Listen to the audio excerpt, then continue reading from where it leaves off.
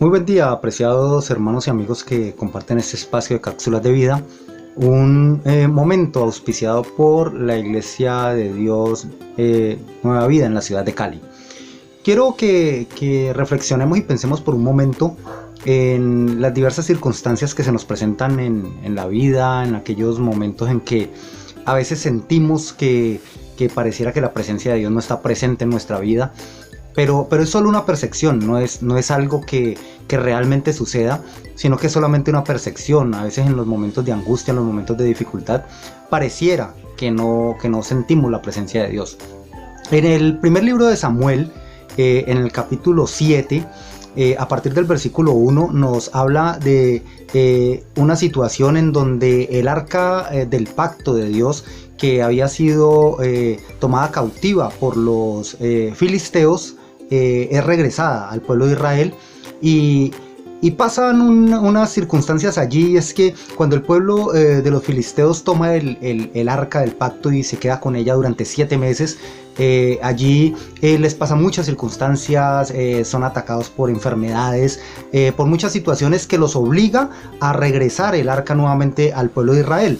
En ese tiempo en el que el pueblo de Israel no tuvo el arca del pacto, ellos sintieron que la presencia de Dios no estaba con ellos, que se había ido con el arca, pero realmente la presencia de Dios siempre estuvo presente en la vida del pueblo de Israel. Pero ellos añoraban esa presencia. Pero lo interesante es que cuando regresa el arca, nos dice el capítulo 7, versículos 1 y 2 del primer libro de Samuel, nos dice que el arca regresa y la reciben y la guardan durante 20 años. Durante 20 años estuvo el símbolo de la presencia de Dios guardado en una casa. Al cabo de ese tiempo, Samuel, guiado por Dios, invita al pueblo a que hagan un acto de contrición delante de Dios, que regresen nuevamente, que abandonen la idolatría, que abandonen el desapego a la palabra y a la voluntad de Dios, que vuelvan a retomar nuevamente el camino. Y el pueblo de Israel decide enfrentar ese desafío, dejar los lugares altos, abandonar la idolatría, abandonar las estatuas de Baal, y entonces se preparan y comienzan a orar y proclaman ayuno y están preparándose para retomar nuevamente el camino con Dios. Y viene nuevamente el ataque de los filisteos, vuelve nuevamente el ataque de los enemigos, pero ellos no desfallecen y piden que nuevamente Samuel esté allí orando, intercediendo por el pueblo, y finalmente Dios le da la victoria al pueblo de Israel. Después de mucho tiempo restablece lo que se había perdido. Y nos dice el versículo 12 que Samuel tomó una piedra, edificó allí un altar a Dios y que le dio gracias a Dios por todo lo que había hecho, y llamó al lugar Ebenezer, que significa hasta aquí nos ha ayudado el Señor.